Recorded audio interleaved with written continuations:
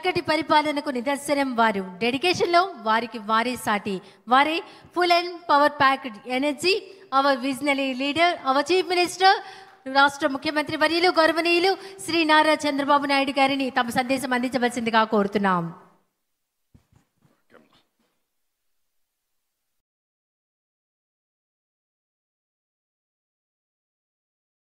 గౌరవనీయులు,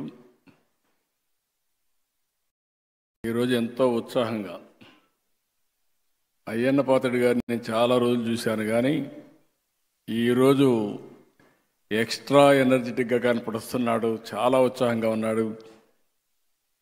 మనిషిలో ఒక సాటిస్ఫాక్షన్ ఉంది, ఒక మంచి పని చేశామని. అలాంటి గౌరవ శాసనసభ అధ్యక్షులు అయ్యన్న పాత్రుడు గారు, మిత్రులు గౌరవనీయులు డిప్యూటీ సీఎం పవన్ కళ్యాణ్ గారు, సరే ఎన్టీ రామారావు గారు ఆ రోజు ఏ డైలాగ్ అది చెప్పాడో డైలాగ్స్లో మాత్రం ఎక్కడ రాజీ పడలేదు. రఘురామకృష్ణరాజు గారు చాలా బ్యూటిఫుల్గా చాలా నిండుగా చెప్పగలిగాడు. ఆయన చూసినప్పుడు మళ్ళీ ఎన్టీ రామారావు గారి డైలాగ్స్ మనకు గుర్తొచ్చే పరిస్థితి వచ్చింది. పయ్యావుల కేశవ్ గారు ఎప్పుడు కూడా ఫైనాన్స్ మినిస్టర్స్ ఏదైనా చెప్తే దానికి అడ్డంకులు పెడతా ఉంటారు. అందుకే అయ్యన్న పాత్రుడు గారు చెప్పారు, అడ్డంకులు పెట్టకుండా డబ్బులు ఇచ్చారని. వారిని కూడా మనస్ఫూర్తిగా అభినందిస్తూ, ఇంతవరకు నా జీవితంలో చాలా ఈవెంట్స్ చూశాను, కానీ 45 సంవత్సరాలుగా చాలా కార్యక్రమాలు చేశాం. మన నాయకుడు ఎన్టీ రామారావు గారు ఉన్నప్పుడు చేశాం, అంత మునుపు చేశాం, నేను ముఖ్యమంత్రిగా చేశాను.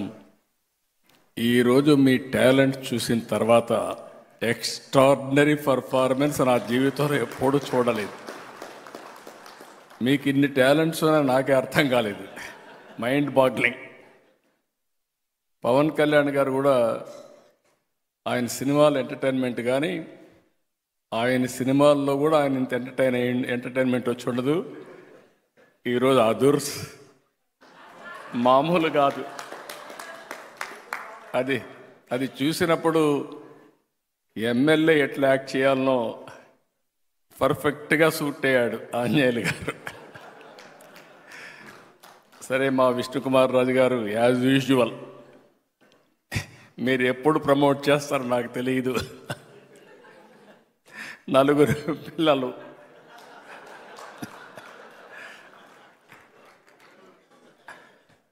అంటే వినోదం ఒక సందేశం, ఒక సీరియస్ విషయం ఇది. ఆ సీరియస్ విషయం కూడా ప్రజలకు అర్థమయ్యేట్టుగా మీరు చెప్పగలిగారంటే ఎక్సలెంట్ పర్ఫార్మెన్స్. ఎమ్మెల్యే దగ్గరికి వచ్చినప్పుడు మా రవికుమార్ బ్రహ్మారెడ్డి చూస్తే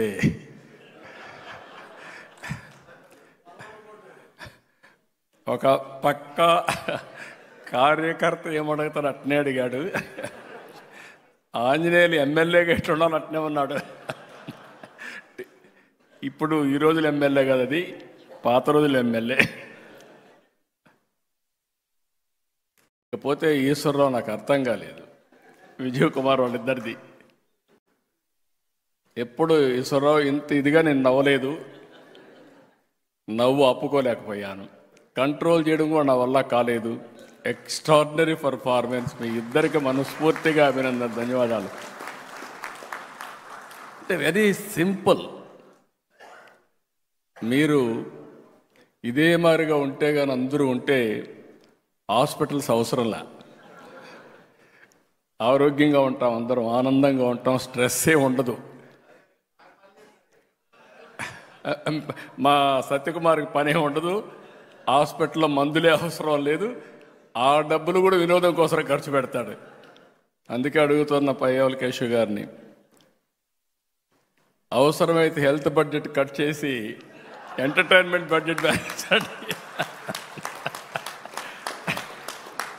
ఇట్ ఈస్ సప్లిమెంటేషన్. అవసరమైతే కడవన్నీ బడ్జెట్లు కట్ చేసి స్పోర్ట్స్ బడ్జెట్ పెంచండి. ఆటోమేటిక్గా హెల్త్ అనేది ఈరోజు మీరు చూస్తే బుచ్చే చౌదరి గారిని చూశారు, పడ్డాడు కిందన, తల మీద గాయం ఉంది, కానీ రాజీపళ్ళ రక్తం చిందుతా ఉన్నా వేరే వాళ్ళకి స్ఫూర్తినివ్వాలని బ్రహ్మాండంగా పర్ఫార్మెన్స్ ఇచ్చారు. మిమ్మల్ని ఆ వీడియో చూస్తే మాకే అర్థం కాల, మీరు ఒలింపిక్ గేమ్స్ పోతున్నారా ప్రాక్టీస్, నాకే అర్థం కాని పరిస్థితి ఉంది. అంటే మీరు ఆడిన విధానం, మీరు చూపించిన చొరవ, ఆ స్ఫూర్తి, అన్నింటికంటే రాష్ట్రంలో క్రీడా స్ఫూర్తిని మీరు రగిలించే పరిస్థితికి వచ్చారు. ఒక మాటలో చెప్పాలంటే నేను గద్దె రామ్మోహన్ రావుని చూశాను, అన్ని ప్రైజులు ఆయన కొట్టేశాడు. ఇక్కడ కూడా తెల్లవారితో నిద్రలేసి పాదయాత్ర వాకింగ్ చేస్తూ ఉంటాడు, అది ఇక్కడ రిఫ్లెక్ట్ అయ్యింది. అదే మరి మహిళలు అయితే అందరూ కూడా పోటీ పడ్డారు, కొద్దిగా ఎంటర్టైన్మెంట్లోనే తక్కువగా ఉన్నారు. స్పోర్ట్స్లో పర్ఫెక్ట్, కానీ ఎంటర్టైన్మెంట్లో కూడా రావాలి మీరు. నెక్స్ట్ టైం నుంచి వస్తారు, నెక్స్ట్ టైం నుంచి వస్తారు. ఇవన్నీ చూసిన తర్వాత నాకు ఒక స్ఫూర్తిదాయకంగా ఎమ్మెల్యేలు కానీ అసెంబ్లీ కానీ ఉండాల్సిన అవసరం ఉంది. మనం ఎప్పుడు మిత్రపక్షం, లేకుంటే ప్రతిపక్షం, లేకపోతే అధికార పక్షం అనేది ప్రజా సమస్యలపైన పోరాడడం కోసం తప్ప వ్యక్తిగత విభేదాలు లేవు. మేము చూసేవాళ్ళం, హోరాహోరీగా పోరాడేవాళ్ళం. బయట వస్తే పక్కనే లాబీకి వస్తానే ఆప్యాయంగా పలకరించుకునేవాళ్ళం. అది పాలిటిక్స్. ఒక మాటలో చెప్పాలంటే మన రాష్ట్రంలో రాజకీయాలు కలుషితం అయిపోయినాయి. ఏదో బద్ధ శత్రువులుగా. ఓసారి నేను చూశాను, మర్రి చెన్నారెడ్డి గారు ముఖ్యమంత్రి, నేను ప్రతిపక్షంలో ఉన్నాను. నేను ఎమోషన్లో బల్లగుద్దాను, అసర్టివ్గా చెప్పడానికి. ఇమీడియట్గా ఆయన కోపం వచ్చింది. చాలా ఎగోయిస్టిక్గా ఉంటాడు ఆయన. కోపం వచ్చింది. కోపం వచ్చి ఏమిటి ఏమనుకుంటున్నావు, బల్లగొత్తావను అన్నాడు.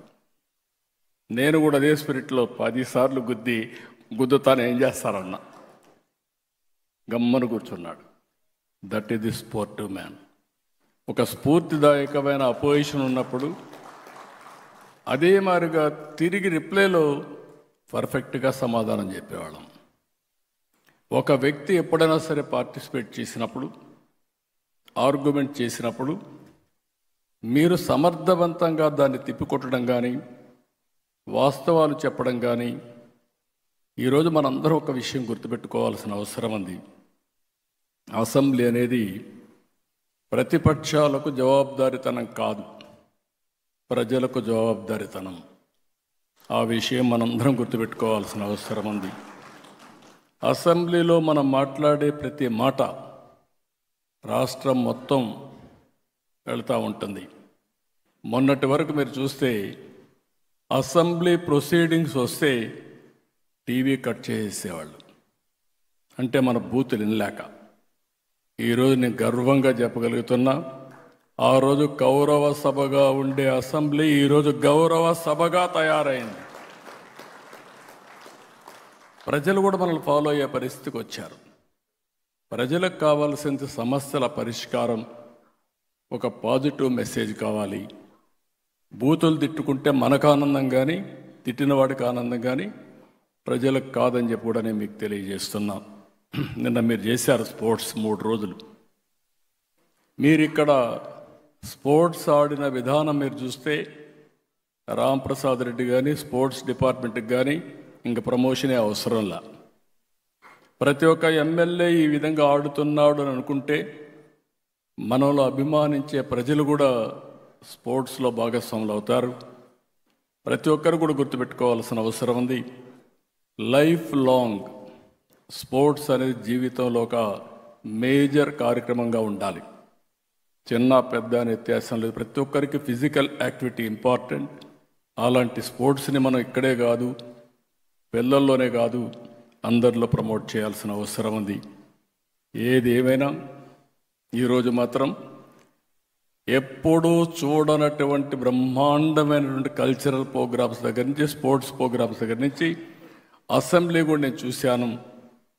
ఎవరికి ఎవరు పోటీపడి చేసి మాట్లాడారు, సబ్జెక్ట్ పర్ఫెక్ట్గా చేశారు. ఒక మీనింగ్ఫుల్ అసెంబ్లీ జరిగింది. దానికి నేను గర్వపడుతున్నానని చెప్పి కూడా నేను మీకు తెలియజేస్తున్నా. ఇప్పుడే పవన్ కళ్యాణ్ గారు అన్నారు, మీరందరూ ఎన్డీఏలో ఉండే ఆల్ ఎమ్మెల్యేలు మీరు శాశ్వతంగా ఎమ్మెల్యేలుగా ఉండాలి. ఈ విషయం మీరు గుర్తుపెట్టుకోవాలి. అది సాధ్యం. గుజరాత్లో 5వ గవర్నమెంట్స్లో గెలిచారు. ప్రధానమంత్రి నరేంద్ర మోడీ గారు 3వ గెలిచారు. దీనికి కారణం ప్రజలకు ఏం కావాలనో ఆ పనులు మనం చేసి ఆ విషయాలు సమర్థవంతంగా ప్రజలకు చెప్పగలిగితే ఎప్పుడూ ప్రజలు మనతో ఉంటారు. ఆ విషయం గుర్తుపెట్టుకోవాల్సిందిగా నేను మిమ్మల్ని కోరుకుంటూ, ఇప్పుడే కూచిపూడి, నా మనసుకు దగ్గరుండేది కూచిపూడి. ఎందుకు నేను ఈ మాట వాడుతున్నానంటే, తెలుగు వారి యొక్క వారసత్వం కూచిపూడి. నేను అందుకే కూచిపూడి మీరు చూస్తే ఆ గ్రామాన్ని డెవలప్ చేసి, ఆ ప్రాంగణాన్ని బ్రహ్మాండంగా డెవలప్ చేసి, ప్రపంచంలో ఎవరైనా సరే కూచిపూడికి వచ్చి ఆ స్ఫూర్తిని తీసుకొని ఈ కూచిపూడి ప్రపంచం అంతా వెళ్ళాలని నా ఆలోచన. ఈరోజు నేను మనస్ఫూర్తిగా ఈ పిల్లల్ని అభినందిస్తున్నా, వాళ్ళ మాస్టర్ని అభినందిస్తున్నా. అయ్యన్న పాత్రుడు గారు చాలా హ్యాపీగా చెప్పారు. నేను కూడా మిస్ అయ్యాను, కానీ తప్పకుండా ఆ వీడియో చూస్తా. రేపు ప్రధానమంత్రి గారు వచ్చినప్పుడు వీళ్ళ ప్రోగ్రాం ఉంటుందని చెప్పి కూడా నేను మీకు తెలియజేస్తున్నా. ఎందుకు నేను ఈ మాట వాడుతున్నానంటే, కూచిపూడి ప్రపంచం మొత్తం తీసుకెళ్ళాలి. మనకు 2 వారసత్వాలు ఉన్నాయి. ఒకటి వెంకటేశ్వర స్వామి, రెండోది కూచిపూడి. Is our culture. అది మన వారసత్వ సంపద. ఈ 2 కూడా తీసుకుపోవాల్సిన అవసరం ఉంది. ఏది ఏమైనా మళ్ళీ చెప్తున్నా, ఈరోజు నా జీవితంలో నేను ఎంటర్టైన్ చేసిన విధానం చూసిన తర్వాత నా లైఫ్లో ఎప్పుడు కూడా నేను చాలా రిజర్వ్డ్గా ఉంటానని చెప్పి అనుకునేవాళ్ళు. అలాంటిది నాకే నవ్వు ఆపలేక, చాలా ఒక మాటలో చెప్పాలంటే ఎవ్రీ ఇన్సిడెంట్. గుమ్మడి గోపాలకృష్ణ గారు ఆ స్క్రిప్ట్ తయారు చేయడం, కల్చరల్ ప్రోగ్రాంలో మొన్నటి వరకు ఆయనే పాడేవాడు, ఇప్పుడు అందరి దగ్గర పాడిచ్చాడు. సంతోషం. అంటే మీ దగ్గర ఐడియాస్ ఉన్నాయి, మీ ఐడియాస్ టాలెంట్స్ ఉండే వాళ్ళకి అందిస్తే ఏ విధంగా పనిచేస్తారనేది ఈరోజు పర్ఫార్మెన్స్ బట్టి తెలుస్తుంది.